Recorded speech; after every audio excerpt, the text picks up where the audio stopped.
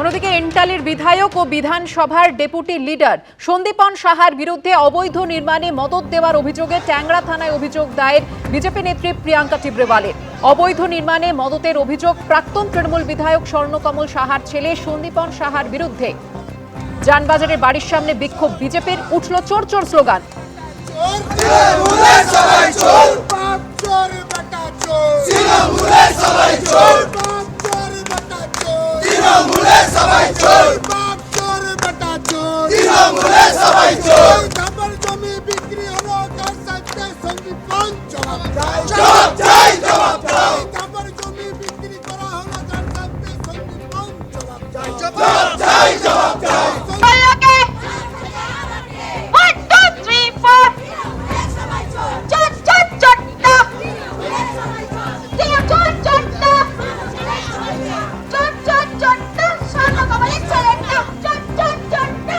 দেখুন, এন্টালি সাধারণ জনতা তারা সন্দীপন শাহ আর ওনার বাবা স্বর্ণকমল শাহর নামে এফআইআর এখানে রেজিস্টার করিয়েছে কমপ্লেন দিয়ে।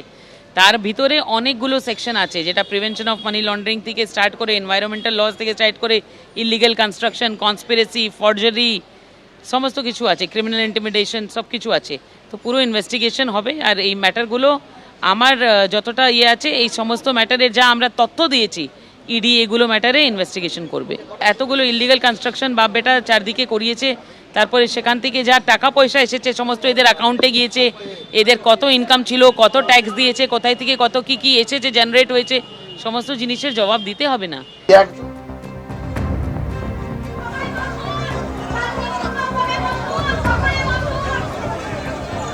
এন্টালির বিধায়ক ও বিধানসভার ডেপুটি লিডার সন্দীপন সাহার বিরুদ্ধে অবৈধ নির্মাণে মদত দেওয়ার অভিযোগে ট্যাংরা থানায় অভিযোগ দায়ের করেছেন বিজেপি নেত্রী প্রিয়াঙ্কা টিব্রেওয়াল।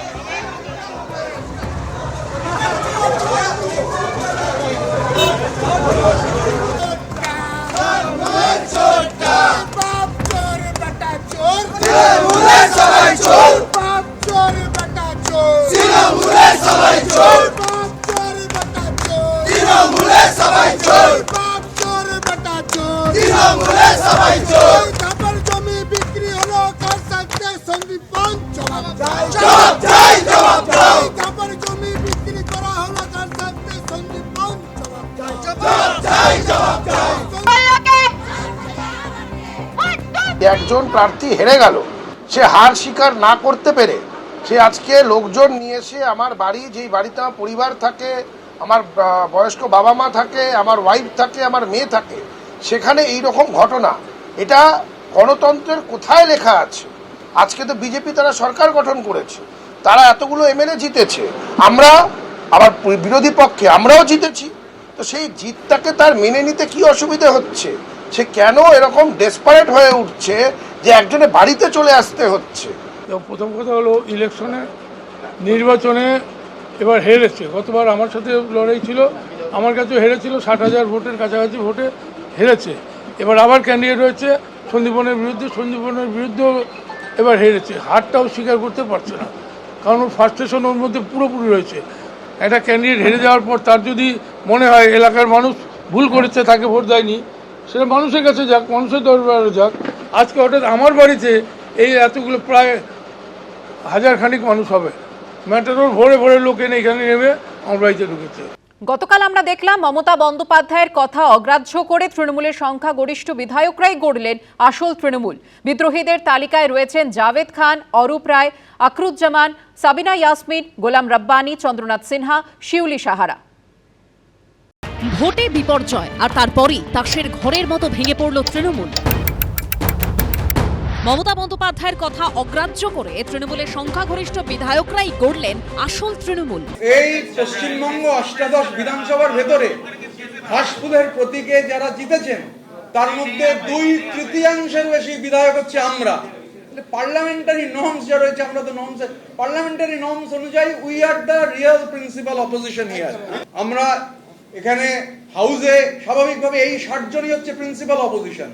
তো বাকি 20 জনের কোনো দায়িত্ব আমরা এই মুহূর্তে নিতে পারবো না। বিদ্রোহী বিধায়কদের তালিকায় কে নেই?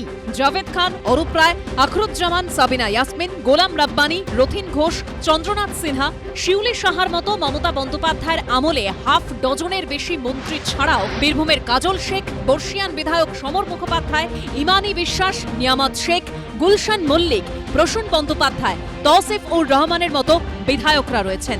মিটিংয়ে ডেকেছে, চিঠি দিয়েছে, ফোন করেছে, সেই কারণে মিটিংয়ে এসেছি। মে মাসের 3 তারিখ অবধিও যে তৃণমূলে মমতা বন্দ্যোপাধ্যায় ছিলেন শেষ কথা, সেই তাঁকেই এখন নিছক পরামর্শদাতা হিসেবে দেখতে চাইছেন বিদ্রোহী বিধায়করা।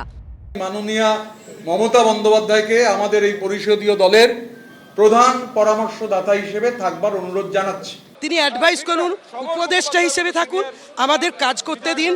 2011 সাল থেকে তৃণমূলকে ঢালাও ভোট দিয়েছে মুসলিমরা। মুসলিমদের স্থায়ী ভোট ব্যাংক হিসেবে ধরে নিয়েছিলেন মমতা বন্দ্যোপাধ্যায়, কিন্তু এবারের ভোটে তার সেই ধারণা ভেঙেছে। মুসলমানদের একটা বড় অংশ এবার সিপিএম, কংগ্রেস কিংবা বিজেপিকে ভোট দিয়েছে। এরপর ফলতার পুনর্নির্বাচনও দেখিয়ে দিয়েছে মুসলমান ভোটাররা তৃণমূলের স্থায়ী সম্পত্তি নয়। প্রায় 30% সংখ্যালঘু ভোট থাকা ফলতায় জামানত জব্দ হয়েছে তৃণমূলের। ক্ষমতার কাছাকাছি আজকে মমতা বন্দ্যোপাধ্যায় নেই, তাই মমতা বন্দ্যোপাধ্যায়ের শাস্তে মুসলিম যারা জনগোষ্ঠী তারাও ক্রমশ তার হাত থেকে সরে আসছে। তারা মনে করছে তৃণমূল কংগ্রেসের এবং অভিষেক বন্দ্যোপাধ্যায়, মমতা বন্দ্যোপাধ্যায়ের নেতৃত্বে যে তৃণমূল কংগ্রেস, তার থেকে সরে আসলেই তারা নিরাপত্তা পাবে বলে মনে করছে তারা। বুধবার দেখা গেল তৃণমূল বিধায়কদের বড় অংশ বিরোধী দলনেতা বেছে নেওয়ার ক্ষেত্রেও মমতা বন্দ্যোপাধ্যায়ের পছন্দকে মানলেন না। 2026-এর বিধানসভা নির্বাচনে তৃণমূলের 80 জন বিধায়কের মধ্যে মুসলিম বিধায়কের সংখ্যা 34 জন। বুধবার তার মধ্যে 17 জনই আসল তৃণমূল হিসাবে নিজেদের দাবি করে মমতা বন্দ্যোপাধ্যায়ের উল্টো পথে হাঁটলেন। আমরা ভেবেছিলাম মুসলমান সত্তার একটা জাগরণ ঘটবে। এখন ব্যাপারটা হচ্ছে মমতার সঙ্গে আর কেউ নেই, কেননা উনি মুসলমানদের প্রতিশ্রুতি দিতেন কিন্তু ওদের হয়ে কিছু করতেন না, ওদেরকে খেপানোর কাজটা করতেন। দল হাতছাড়া, নেতৃত্ব হাতছাড়া, 1.5 দশকেরও বেশি সময় ধরে পাশে থাকা সংখ্যালঘুরাও ধীরে ধীরে পাশ থেকে সরে যাচ্ছেন। তাহলে মমতা বন্দ্যোপাধ্যায়ের রাজনৈতিক পুঁজি হিসাবে আর থাকলো কি? আশাফুল হোসেন, ময়ূর ঠাকুর চক্রবর্তী ও উজ্জ্বল মুখোপাধ্যায়ের রিপোর্ট, এবিপি আনন্দ। এবিপি আনন্দ, এগিয়ে থাকে, এগিয়ে রাখে।